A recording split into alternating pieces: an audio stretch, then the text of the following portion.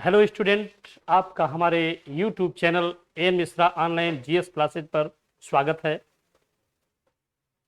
हम आपको पॉलिटी में अब तक फंडामेंटल राइट तक पढ़ा चुके हैं, यानी मौलिक अधिकार।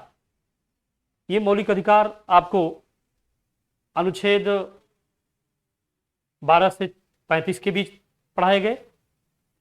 मौलिक अधिकार संविधान के भाग 3 में थे। 12 से 35 के बीच आपको कुल 6 मौलिक अधिकार बताए गए थे। यद्यपि 7 थे, जिसमें से संपत्ति वाले को निकाल देने के बाद वे 6 बचे थे। उन मौलिक अधिकारों का अध्ययन आपने किया और मौलिक अधिकारों के बाद अब अगला चैप्टर संविधान का भाग 4 राज्य के नीति निर्देशक तत्व, ये अनुच्छेद 36 से 51 तक। जरा इसका अध्ययन कर लिया जाए। प्रिय छात्रों, अनुच्छेद 36 से 51 के बीच जो राज्य के नीति निर्देशक तत्व आपको बताए गए, उसमें अनुच्छेद 36 में राज्य के नीति निर्देशक तत्वों की परिभाषा दी गई है। राज्य के नीति निर्देशक तत्व क्या हैं? इनको इंग्लिश में बोला जाता है directive principle of state. Directive principle of state, राज्य के नीति निर्देशक सिद्धांत। इसमें संविधान सभा में संविधान निर्माताओं ने आगामी आने वाली सरकारों को कुछ नैतिक निर्देश दिए। ये नैतिक निर्देश उस समय यद्यपि लागू न किए जा सकते थे, लेकिन उनसे यानी सरकारों से, आगामी जो सरकारें आती उनसे संविधान सभा के सदस्यों और अध्यक्ष की ये अपेक्षा थी कि जब आप धन धान्य से सक्षम हो जाएं तो जो ये नीति निर्देशक तत्व दिए जा रहे हैं, आपको जो नैतिक उपदेश दिया जा रहा है, ये आप जनता के लिए लागू जरूर कीजिएगा।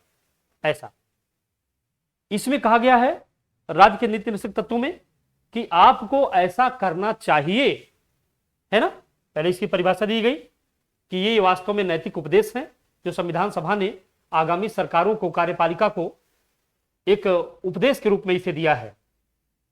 ये वास्तव में ये परिभाषा इसमें कहा गया। तो इसमें कहा गया कि ये नैतिक उपदेश हैं जो आज आप नहीं लागू कर पाएंगे। देश की अभी माली हालत खराब है, भविष्य में जो सरकारें आएंगी, देश विकास करेगा, डेवलप करेगा, तो वे उसे बाद में लागू कर सकेंगे सरकारें। उन्हें इन्हें लागू करना चाहिए।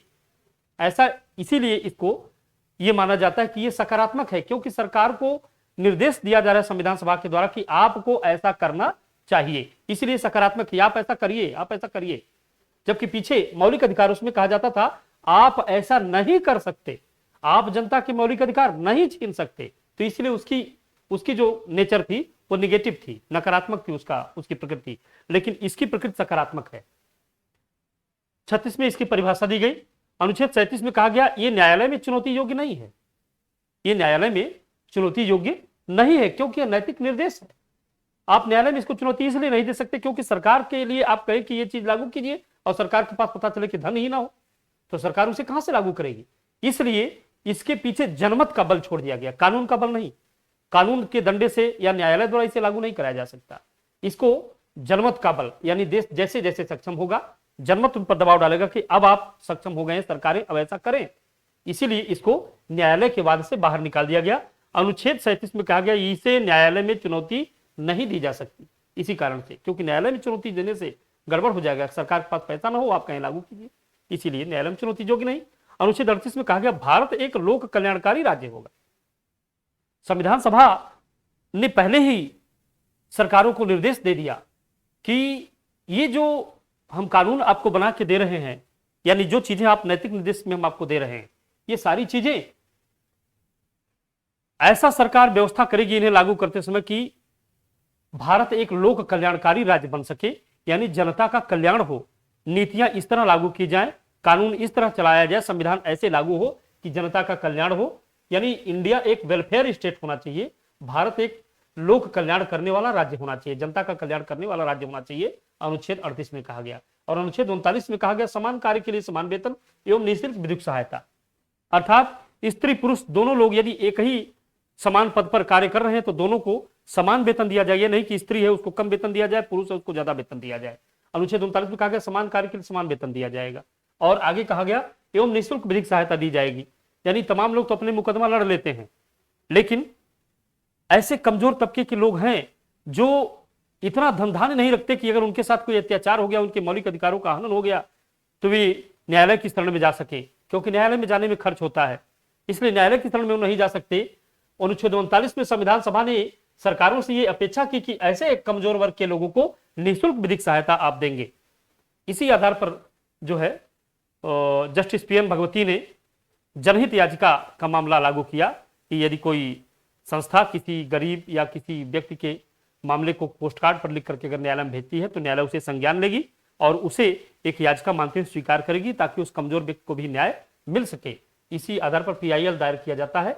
इसकी शुरुआत भारत में जस्टिस पीएन भगवती ने किया था। पीआईएल का मतलब होता है पब्लिक इंटरेस्ट लिटिगेशन, है ना, पब्लिक इंटरेस्ट लिटिगेशन यानी जनहित याचिका। देखिए 39 के बाद अनुच्छेद 40 में आ जाइए।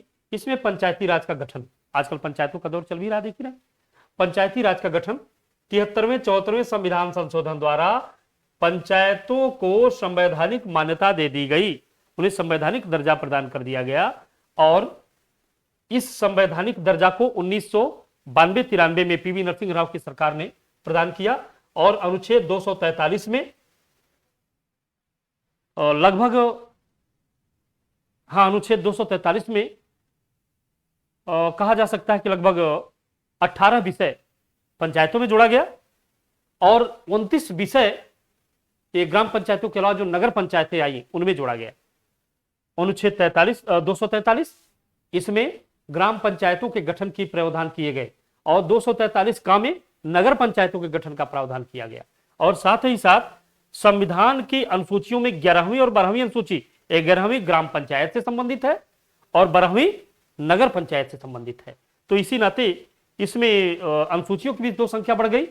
मूल संविधान में 8 अनुसूची थी, बाद में 9वीं अनुसूची आई, फिर 10वीं दल बदल संबंधित आई और दल बदल के बाद जो आगे 1992-93 में जब पंचायती राज लागू हो गया उसको संवैधानिक दर्जा मिल गया। 73वें द्वारा ग्राम पंचायत, 74वें द्वारा नगर पंचायत को संवैधानिक दर्जा मिल गया। तो अनुसूचियों में भी 2 अनुसूची बढ़ गई। 11वीं अनुसूची में ग्राम पंचायत के मामले दिखाए गए और 12वीं अनुसूची में नगर पंचायत के मामले दिखाए गए। ठीक, ये वास्तव में अनुच्छेद 40 को पंचायती राज का गठन जो निर्देश दिया गया था हमारे संविधान सभा के द्वारा सरकारों को, उसे सरकार ने 92-93 में आते उसे लागू कर दिया, पंचायतों को संवैधानिक दर्जा दे दिया। अब देखिए अनुच्छेद 41 क्या है? काम पाने, बेरोजगारी, बीमारी, बुढ़ापा की स्थिति में लोक सहायता पाने का अधिकार। ठीक, इसी के तहत वृद्धा पेंशन, विधवा पेंशन, बेरोजगारी भत्ता वो इसी के तहत दिया जाता है अनुच्छेद 41 के तहत। अनुच्छेद 41 में कहा गया है काम पाने, बेरोजगारी, बीमारी, बुढ़ापा की स्थिति में लोक सहायता यानी सरकार की सहायता प्राप्त करने का अधिकार जनता को है। यह निर्देश दिया गया कि जब आपके यानी सरकारों के पास धन धान्य हो जाएगा तो वे अपने देश के गरीब जनता का, उनकी बीमारी, बुढ़ापा, बेकारी की अवस्था में, बेरोजगारी की अवस्था में सरकारें उनकी मदद करेंगी। तो अब सरकारें इसको लागू करने लगी हैं। लोगों को विधवा पेंशन, वृद्धा पेंशन, बेरोजगारी भत्ता इत्यादि अनुच्छेद 41 के तहत ही लोगों को देने लगी है, क्योंकि इसमें कहा गया कि लोगों को काम पाने का अधिकार है, बेरोजगारी, बीमारी, बुढ़ापा की अवस्था में लोक सहायता प्राप्त करने का अधिकार है। आगे देख लीजिए, इसमें अनुच्छेद 42 स्त्री प्रसूति सहायता यानी बालकों को, बच्चों को जन्म देने वाली माताओं के लिए सरकार से अपेक्षा की संविधान सभा ने कि आप ऐसी स्त्रियों को जो गर्भवती हैं, बालकों को जन्म देगी, ऐसी माताओं को आप सहायता देंगे। पहले ये शहरी क्षेत्रों में 1000 और ग्रामीण क्षेत्रों में 1400 हुआ करता था। आज के डेट में यह राशि 5000 कर दी गई है ना। अभी 5000 ये राशि है इस समय। यानी ऐसी माताओं को, बालकों को जन्म देने वाली माताओं को यानी गर्भवती माताओं को जो है 5000 की राशि उनको अनुग्रह राशि के रूप में या सहायता राशि के रूप में प्रदान की जाती है। सरकार अनुच्छेद 42 को अप्लाई करने की कोशिश करती है। ठीक है, आइए हम लोग देख लेते हैं अनुच्छेद 43 या 43 मजदूरों के निर्वाह योग्य मजदूरी की व्यवस्था। संविधान सभा ने यह व्यवस्था की कि मजदूरों को उनके निर्वाह योग्य मजदूरी दी जाए। इसीलिए सरकार ने 2005 में मनरेगा, महात्मा गांधी ग्रामीण रोजगार गारंटी योजना लागू किया 2005 में, और उसने कहा लोगों को 100 दिन काम के रोजगार की गारंटी दी जाएगी। इसको वास्तव में अनुच्छेद 43 यानी मजदूरों को निर्वाह योग्य मजदूरी मिले, इसके लिए सरकार ने प्रयास किया और इसी के तहत मनरेगा की व्यवस्था की गई अनुच्छेद 43 के तहत। और देखिए 43 का में कहा गया उद्योगों के प्रबंध में श्रमिकों की भागीदारी। संविधान सभा ने ऐसा भी सोचा था कि उद्योगों के प्रबंध में श्रमिकों को भागीदारी दी जाए। इसीलिए जो मजदूर यूनियन बनती है और मजदूर यूनियन का कोई एक लीडर होता है, वो बाकायदे जो उद्योगों का प्रबंधन है उसमें वो पार्टिसिपेट करता है, और साथ ही साथ यदि कंपनी लाभ में होती है तो मजदूरों को बोनस देती है। यही अपेक्षा की गई थी संविधान सभा द्वारा, और उद्योगों के प्रबंध में श्रमिकों को भागीदारी दी जाती है। 43 ख देखिए, सहकारी संस्थाओं का गठन 97वें संविधान संशोधन के द्वारा जो सोसाइटीज गांवों के स्तर पर बनाई गई, तमाम सहकारी संस्था किसानों के, गरीबों के हित के लिए सहकारी संस्थाएं बनाई गई। गांव में सोसाइटी होती है जहां से खाद, बीज इत्यादि अपने शेयर के अनुसार लोग प्राप्त करते हैं। हम सभी लोग भी उसके शेयरदार हैं, जो कृषक हैं सब उसके शेयरदार हैं। तो इसको 97वें संविधान संशोधन द्वारा इसको एक वैधानिक या संवैधानिक मान्यता दे दी गई, और संवैधानिक मान्यता देते हुए संविधान संशोधन 97 में द्वारा सहकारी संस्थाओं का गठन कर दिया गया, और इन्हें संविधान के एक अंग के रूप में एक दर्जा मान लिया गया। इनका संविधान का दर्जा इन्हें प्राप्त हो गया। अब इनका गठन आवश्यक होगा और यहां से सहायता देना जनता को आवश्यक होगा। ये 43 खामे। अनुच्छेद 44 हम लोग देख लेते हैं। यहां कहता है समान नागरिक संहिता, है ना, 4 दोनों समान है ना, इसी से जोड़ लीजिए तो ये समान हो गए। तो समान नागरिक संहिता की ये बात कर रहे हैं। चलिए हम लोग समान नागरिक संहिता, ये अभी तक पूरे देश में लागू नहीं है। समान नागरिक संहिता केवल अभी तक गोवा में लागू है, अभी पूरे देश में लागू नहीं है। तो अनुच्छेद 44 हो गया समान नागरिक संहिता। और अब इसके बाद हम लोग देख लेते हैं अनुच्छेद 45। अनुच्छेद 45 में पहले था 6 से 14 वर्ष के बालक बालिकाओं को निःशुल्क शिक्षा दी जाएगी। संविधान सभा ने सरकारों से यह आशा की थी कि भविष्य में आप जब धन वैभववान हो जाएंगे, अभी तो सरकारें बहुत कमजोर है क्योंकि देश लूटा पिटा देश था जब देश आजाद हुआ था, तो सरकारों से संविधान सभा ने अपेक्षा की कि जब देश में धन धान्य हो जाएगा, सरकारें मजबूत हो जाएंगी, तो वे 6 से 14 वर्ष के बालकों के निःशुल्क शिक्षा की व्यवस्था करेंगी। वाजपेयी गवर्नमेंट ने इस पर एक्ट किया। सन 2002 में इस 86वें संविधान संशोधन द्वारा अटल बिहारी वाजपेयी की सरकार ने 6 से 14 वर्ष के बालकों को शिक्षा का मौलिक अधिकार दिया। यानी कहा कि 6 से 14 वर्ष के बालकों को प्राथमिक शिक्षा का मौलिक अधिकार यानी प्राइमरी एजुकेशन उनका फंडामेंटल राइट बना दिया। और इसको अब अनुच्छेद 45 से निकालकर उसने संविधान के मौलिक अधिकारों के अनुच्छेद 21 के क में रख दिया। अब ये मौलिक अधिकार हो गया। तो अब इसमें बचा क्या? अब अनुच्छेद 45 में बचा 6 वर्ष तक के बालकों के पोषण की व्यवस्था सरकार करेगी। ये अनुच्छेद 45 में बच गया। देखिए नेक्स्ट इसमें अनुच्छेद 46, कमजोर वर्ग के लोगों के हितों का संरक्षण करेगी सरकार, है ना। इसी के तहत कमजोर वर्ग के SC ST इन लोगों को जो है सरकारें आरक्षण देती हैं उनके हितों के संरक्षण के लिए, क्योंकि विकास के दौड़ में सभी लोग समान नहीं दौड़ पाते, कुछ लोग पिछड़ ही जाते हैं। तो इसलिए आवश्यक है कि जो लोग पिछड़ जाएं उनको अपने साथ लेने के लिए कुछ अतिरिक्त व्यवस्था की जाए। इसलिए संविधान सभा ने अनुच्छेद 46 में ये पाया कि कमजोर वर्ग के लोगों के हितों का संरक्षण किया जाना चाहिए। इसी के तहत सरकार इन लोगों को आरक्षण देती है अनुच्छेद 46 के तहत। और अब ये बाकायदे आरक्षण लागू हो गया, है ना। SC ST OBC को आरक्षण दिया जाता है। जी हाँ, आगे देखिए अनुच्छेद 47, देश के नागरिकों के स्वास्थ्य स्तर को ऊंचा उठाने का प्रयास किया जाएगा, है ना। ये कहना है कि देश के लोग नागरिकों के स्वास्थ्य स्तर को ऊंचा उठाया जाएगा। ये कुछ ऐसा कहना है सरकारों का, ठीक। स्वास्थ्य स्तर को ऊंचा उठाने की बात सरकार कर रही है। यानी इसी के तहत नशा निषेध की व्यवस्था करती है, सरकारी हॉस्पिटलों की व्यवस्था करती है ताकि सरकारी हॉस्पिटल बनाए जाए, लोग वहां अपने स्वास्थ्य लाभ ले सके कम पैसे में। नशा निषेध की बात करती है, शराबबंदी फलाना ढिमकाना, ताकि लोगों के स्वास्थ्य एवं पोषण पर जो है उसका कोई असर न पहुंचे। इसीलिए अनुच्छेद 47 तहत सरकार ऐसा प्रयास करती है कि हमारे देश के जो नागरिक हों वे स्वस्थ हों, बलवान हों और एक कुशल नागरिक के रूप में देश में जीवन यापन करें, ऐसा उसका सोचना है। आगे देखिए अनुच्छेद 48, दुधारू पशुओं के वध को रोका जाए। दुधारू पशुओं के वध को रोका जाए, ऐसा संविधान सभा का विचार था कि गोवध भारतवर्ष में रोका जाना चाहिए। अब आप देखते हैं अपने यहाँ बहुत कुछ प्रयास किया है योगी की सरकार ने, हालांकि उसमें वो पूरी तरह भले ही न सफल रही हो, तमाम पशु बेचारे मर गए, लेकिन फिर भी एक प्रयास उनका एक अच्छा था कि उन्होंने गायों के संरक्षण के बारे में कुछ प्रयास किया, कुछ अच्छा सोचा और थोड़ी बहुत सफल भी रहे उसमें वो। तो इस तरह दुधारू पशुओं के वध को रोके जाने यानी गोवध निषेध की बात अनुच्छेद 48 में की गई। लेकिन अनुच्छेद 48 का में कहा गया कि सरकारें पर्यावरण संरक्षण का भी कार्य करेंगी। तो हमारे देश में पर्यावरण संरक्षण किया जाए, गंगा सफाई योजना या ध्वनि प्रदूषण, वायु प्रदूषण, जल प्रदूषण, इनके स्तर को प्रदूषण को कम किया जाए और निर्मलता को आगे बढ़ाया जाए। इसके लिए अनुच्छेद 48 का में प्रयास किया गया कि पर्यावरण संरक्षण किया जाएगा। प्रिय छात्रों, अगला आप देख रहे हैं अनुच्छेद 49 है, जिसमें प्राचीन स्मारकों या स्थानों के संरक्षण की बात की गई। हमारे देश में मध्यकाल में तमाम धार्मिक स्थल, तमाम अच्छे महत्व के स्थलों को, स्मारकों को तोड़ दिया गया, लेकिन 1905 में करजन की सरकार ने पहले ऐसा प्रयास किया था कि प्राचीन स्मारक और प्राचीन स्थानों का संरक्षण किया जाए। संविधान सभा ने इसे लागू किया और संविधान सभा ने सरकारों से ये आशा की कि प्राचीन स्मारक जो हैं, प्राचीन मंदिर मस्जिद जो भी प्राचीन है अगर, तो उनका संरक्षण किया जाए। इसी तरह प्राचीन स्थानों का भी संरक्षण किया जाए। ये सरकारों से संविधान सभा की अपेक्षा थी और इसे लागू किया गया। इस तरह अनुच्छेद 50 में कहा गया कार्यपालिका और न्यायपालिका का पृथक्करण किया जाए। ये तो शुरू से ही है। अनुच्छेद 50 कहता है कार्यपालिका यानी सरकार और न्यायपालिका, इसके पृथक्करण की व्यवस्था की जाए। तो कार्यपालिका और न्यायपालिका के पृथक्करण की व्यवस्था शुरू से ही है ना। वे एक दूसरे में गठबंधन नहीं होने पाई हैं और न ही एक दूसरे के अधिकारों में किसी प्रकार का वे हस्तक्षेप करती हैं।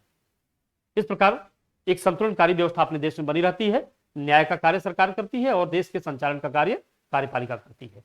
तो इसकी व्यवस्था की जाए अनुच्छेद 50 में। ऐसा संविधान सभा ने सोचा था और ये पूरी तरह से लागू भी है। अनुच्छेद 51 में जो है का इसमें नहीं रहेगा। अनुच्छेद 51 में कहा गया अंतर्राष्ट्रीय शांति एवं सद्भावना का विकास किया जाए। अनुच्छेद 51 ये हमारे संविधान की विशेषता है। एक आध बार क्वेश्चन आया कि हमारे संविधान की सबसे बड़ी विशेषता क्या है। प्रिय छात्रों, हमारे संविधान की सबसे बड़ी विशेषता यही है कि वह अंतर्राष्ट्रीय शांति एवं सद्भावना की बात करता है। विश्व का इस धरातल के किसी देश का संविधान अब तक ये नहीं सोच पाया, न ही विश्व के किसी देश के संविधान में यह उल्लेख है कि वो अंतर्राष्ट्रीय शांति और सद्भावना को बढ़ावा देगा। एक विश्व के किसी देश के संविधान में नहीं है। हमारे संविधान की बहुत बड़ी विशेषता है और हमारा संविधान कहता है अनुच्छेद 51 के तहत कि वो क्या करेगा, हमारा जो संविधान है वो कहता है अनुच्छेद 51 के तहत कि अंतर्राष्ट्रीय शांति एवं सद्भावना का विकास किया जाएगा। ये विश्व का कोई संविधान नहीं, केवल हमारा संविधान बोलता है। ये हमारे संविधान की विशेषता भी है। हम यहाँ कुछ नोट के रूप में आपके सामने दिए हैं। नीति निर्देशक तत्वों की प्रकृति सकारात्मक है, पॉजिटिव है ना। नीति निर्देशक तत्वों की प्रकृति क्या है? नीति निर्देशक तत्वों की प्रकृति जो है वो सकारात्मक है। प्रकृति समझ रहे ना, नेचर। ये प्रकृति जो नीति निर्देशक तत्वों की है वो सकारात्मक है यानी पॉजिटिव है। हमने इसको पहले ही बताया। क्यों? क्योंकि इसमें कहा गया कि सरकारों को ऐसा करना चाहिए, इसलिए पॉजिटिव है। अगर कहा जाता सरकारों को ऐसा नहीं करना चाहिए तो निगेटिव हो जाती।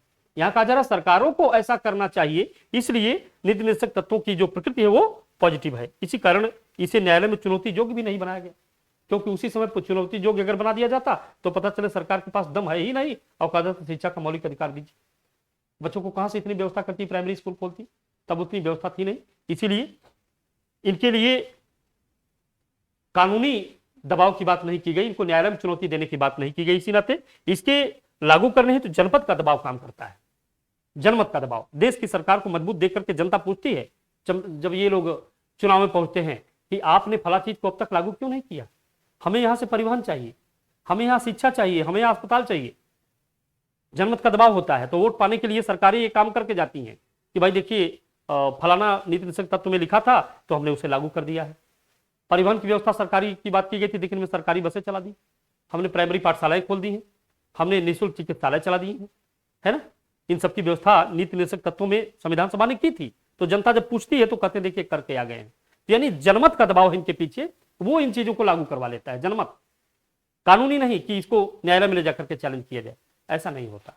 तो ये सारी चीजें आपको राज्य के नीति निर्देशक तत्व यानी डायरेक्टिव प्रिंसिपल ऑफ स्टेट में आपको बताई गई।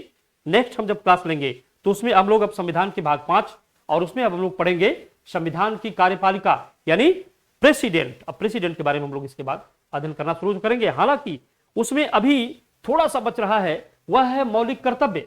और 51 का में संविधान के भाग 4 का और 51 का में जोड़कर मौलिक कर्तव्यों को वरीयता दी गई थी कि मौलिक कर्तव्य भी होने चाहिए। केवल जनता के मौलिक अधिकार नहीं है, उसके मौलिक कर्तव्य भी है, तो मौलिक कर्तव्यों की भी थोड़ा इसके बाद हम चर्चा करके तो हम लोग संविधान के भाग 5 राष्ट्रपति वाले पहुंचेंगे। आज बस इतना ही। Thank you class.